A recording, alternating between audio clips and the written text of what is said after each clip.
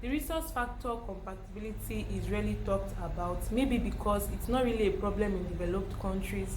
But in a country like ours, I can't really say, because the healthcare system is still, it's not that developed. It's still in progress when it comes to development. So in this part of the world, it's not something you overlook or you just put aside. It is something you should put into consideration, and it's very early to start putting it into consideration until not until it is too late. So in today's video, I'll be talking about resource factor compatibility. So if this is a video you're interested in, sit back, relax and enjoy. First of all, I would like you to know what resource factor compatibility means. Resource factor, first of all, is a protein that is found on our red blood cells. And then incompatibility there is when you as a woman and your unborn child have the same resource factor, that is, have the same protein on your red blood cells. So this is basically what resource factor compatibility means. It means you as a woman, because this resource factor of a thing, it concerns mostly women when it comes to pregnancy. It's not really a problem in their daily activities, in their daily health lifestyle. It's not really a problem, it doesn't really give them any problem in their health until it comes to pregnancy, delivery, labor. That is when this resource factor comes into play. So this is when a woman and her unborn child has the same protein on the red blood cell. Now, how does resource factor affect pregnancy?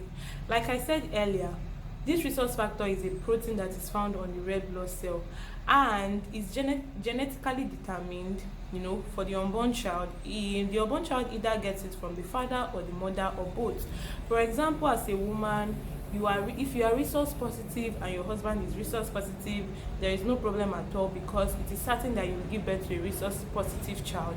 But if you're resource negative and your husband is positive, it is possible to an extent that your child may take that of his or her father, and the father being positive makes the child positive. It depends though.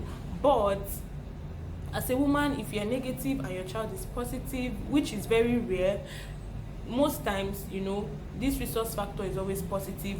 But on rare occasions, you might not know unless you check your resource factor and know if you're positive or negative.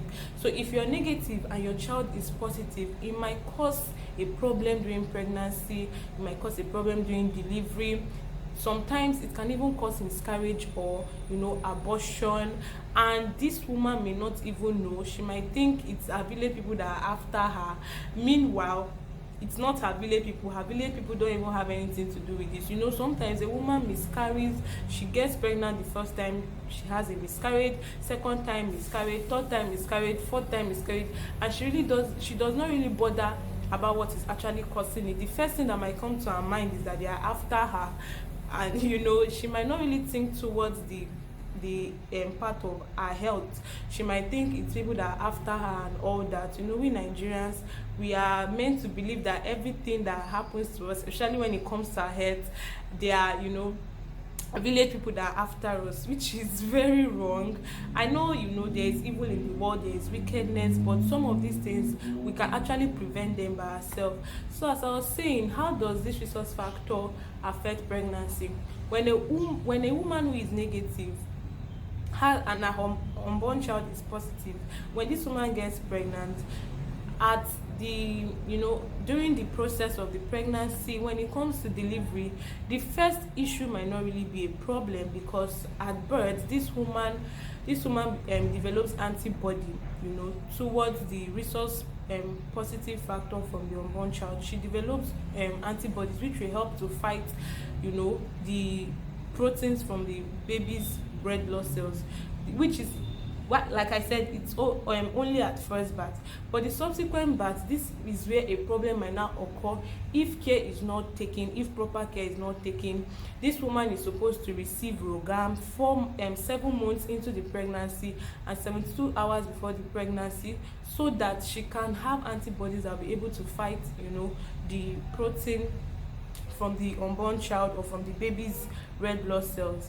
And yeah, that is how this resource factor can affect one in pregnancy. So during pregnancy and at the stage of delivery where this baby is born, there could be some signs and symptoms that buttresses the point that there is a resource incompatibility. Number one, first and foremost, and the most important, is jaundice. The baby starts having yellowish discoloration over his or her body, yellowish discoloration. This is due to excessive bilirubin. And what causes this excessive bilirubin is because due to the incompatibility and the mother's antibodies trying to fight the baby's antibodies, it could lead to hemolysis of the red blood cells. This baby red blood cells begins to break down immaturely. It begins to break down, and then bilirubin starts to bilirubin is being secreted all over, and it can cause yellowish discoloration of the baby. Another is low muscle tone. The baby begins to have low muscle tone. When you see a healthy baby, you will know. And these are the two most important things you will look out for in a child who has RAH incompatibility with the mother. Earlier on, people who are at risk are women who are rhesus negative. We have 4 blood groups, which is A, AB, B, and O. And A can be A negative, A positive. B can be B positive, B negative.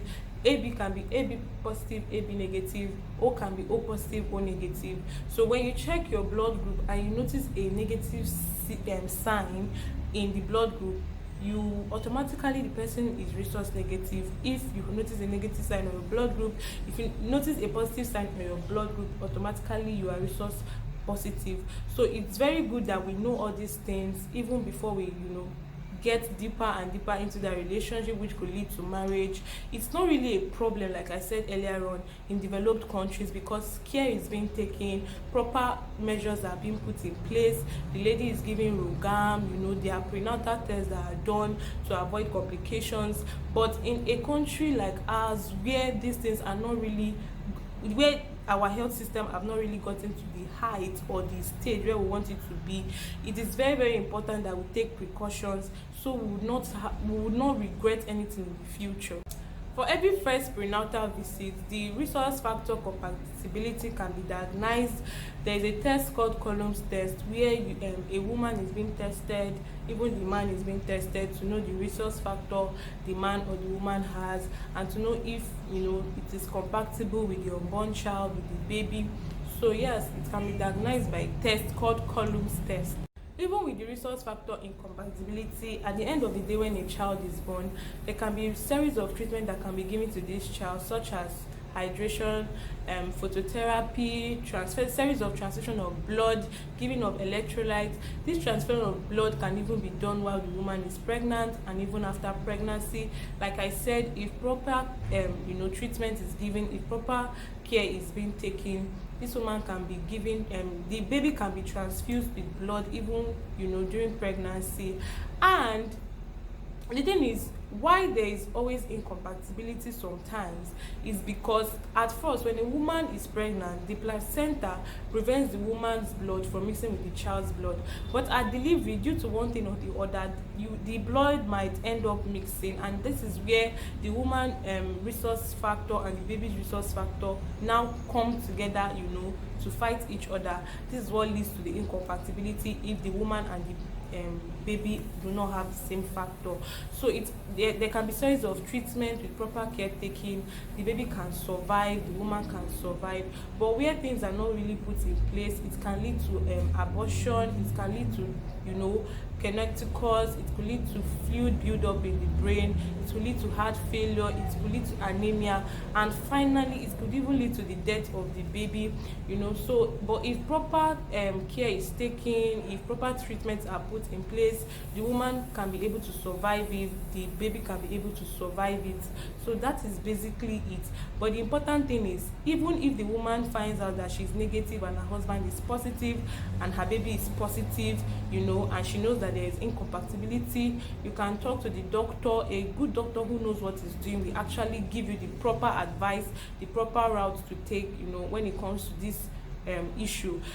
You are to be placed on Rogam for 7 months into your pregnancy, and also 72 hours before your birth, so your body could develop antibodies that will help to preserve the baby and preserve you also.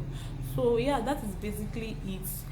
if you've not checked your resource factor as a lady, please try to check. If you're in a relationship and you know it's going to lead to marriage, it's good to know that of your partner. It's good to know that of, you know, each other's resource factor, to know if actually you guys are compatible, and at the end of the day, if your unborn child, if you and your unborn child will be compatible.